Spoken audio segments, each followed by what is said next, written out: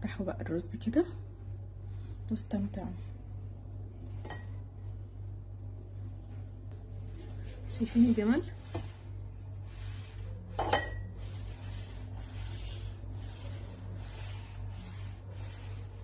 ده اسهل غدا ممكن تعمله للمستعجلين بقى، وللطلبه، للمتغربين، لكل ناس مش فاضيه تعمل غدا. حطوا حله على نار وميه مغليه. تاني يبقى كده 2 لتر من الميه المغليه. بحط مرقه دجاج صغيره من الملح، وعشان احنا حاطين مرقه دجاج، فلفل اسود، كاري، واهم تابل انا هحطه في الاكله دي الكاري، فهحطه اكتر حاجه، يعني حوالي كده معلقه كبيره. سنه صغيره من الكركم، حبه بسيطه قوي، معلقه صغيره من الحبهان البودر، ورق اللورا. دي اوراق مخليه، اوراق مخليه من العظم، احنا بنحبها في الاكله دي قوي، تبقى متنضفه كويس جدا. قولي للراجل عايزين اوراق حمام كداب وهو بيخليها كده من العظم. طبعا لو انتوا في بلد ما عندكوش ان انتوا بتاع فراخ يخللكوا الوراك، بتحطوا الوراك صحيحه عادي جدا. بنشيل الريم، بنغطي. اول ما الفراخ تستوي بنقلبها كده ونشوف.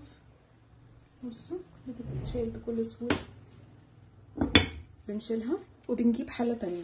احنا ممكن نحط الرز هنا عادي معاها في حله واحده، لكن انا بحب اجيب حله تانية وادي تحميره للفراخ من تحت، وبتبقى طبقات. طبقه الفراخ من تحت واخده تحميره كويسه جدا، وبعد كده طبقه الرز، وبعد كده بسقيهم بقى بالشوربه واغطيهم بيها واخليهم يستووا برده على نار هاديه. فانتوا حرين، عايزين تاخدوا تحميره للفراخ في حله تانية، لو عايزينها كده وبتحبوها كده مسلوقه جوه الرز بطعم البهارات دي كلها، برضو انتوا حرين، ليكوا حريه الاختيار. تعملوها في حله واحده، حطوا الرز هنا وسووها على طول. عايزين تحميره للفراخ، تعالوا شوفوا هتعملوها ازاي.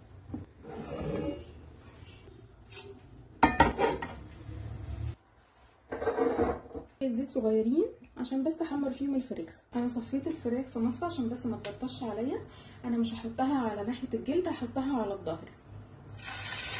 هو ده الصوت اللي انا عايزه اسمعه.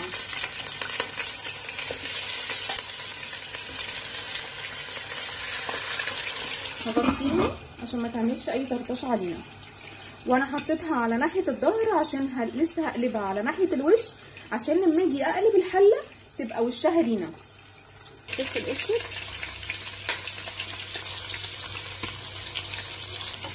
بعد كده بقلبها بالراحه عشان هي مستويه كويس جدا. لونها عامل ازاي، خطيره. اغطي تاني، هجيب مصفى وهغسل فيها الرز. انا مش بحب انقع الرز البسمتي. حط 4 كوبايات كده. الفراخ عندي اتحمرت،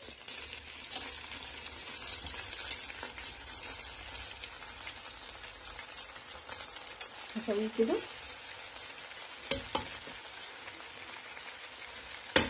اطيب الشوربه فوق الرز بعقله صباع ونص. تقريبا انا هحتاج الشوربه كلها بكل البهارات وكل الحاجات اللي احنا حطيناها. معاهم فلفلتين حار. انا هسيب الشوربه كده تقعد تغلي لحد ما الرز يتشربها. يعني اول ما الرز يتشرب كل الشوربه بنغطي ونوطي ونهدي عليه خالص لحد ما يستوي. مش هياخد اقل من 20 دقيقه على النار بس كده. عايزه اقول لكم معلومه كمان عن الرز البسمتي. انا دلوقتي اول ما حطيته وحطيت الشوربه عليه ما حطيتش فيه ولا معلقه ولا حتى شوكه. مستحيل اقلبه، مستحيل الا لما يستوي خالص، ومستحيل برضو اغطي الرز الا لما يتشرب ويعمل الفقاعات دي. تعالوا كده شوفوا.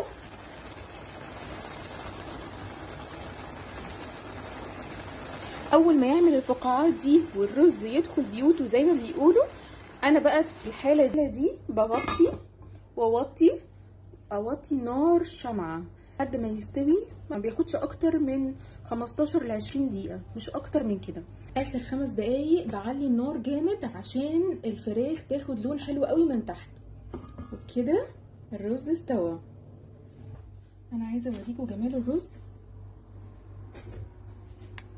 شايفين هي الاضاءه بس ظلموه. بصوا اقلبوا.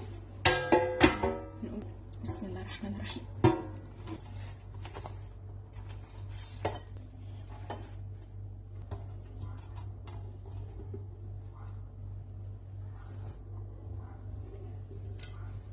زي عامله ازاي؟ بصوا طولها، يعني طول خطير. شايفين؟ بصوا الرز، بصوا طويل ازاي.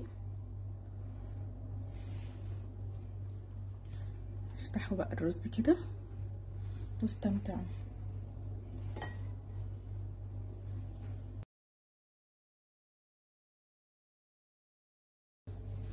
شايفين الجمال؟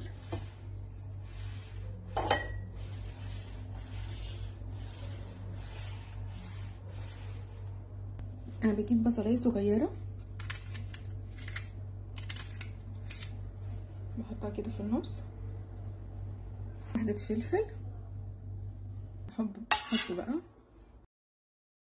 شويه رز كده. دي الفرخه بتاعتي اهي، بصوا متحمره ازاي والخطيره. حته بصلايه وكمان فلفل حار، معلقه من الزبادي، ما تستغربوش بيبقى خطير مع الرز ده. وفوق الزبادي بحط هوت صوص، بزينها كده بالكزبره الخضراء او البقدونس، وكمان على الصينيه. ولو عايزين تحطوا مكسرات حطوا، عايزين تعملوا دقوس برضو اعملوا، بس الخلطه دي رهيبه. بصوا بقى، خدوا شويه من الزبادي كده مع شويه من الفراخ.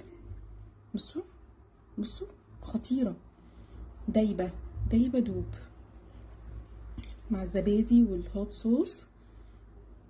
بسم الله.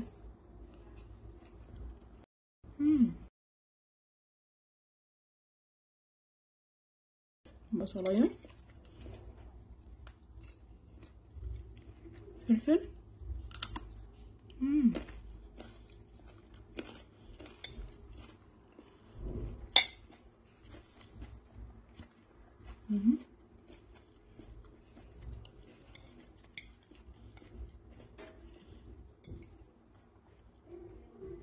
خطيره.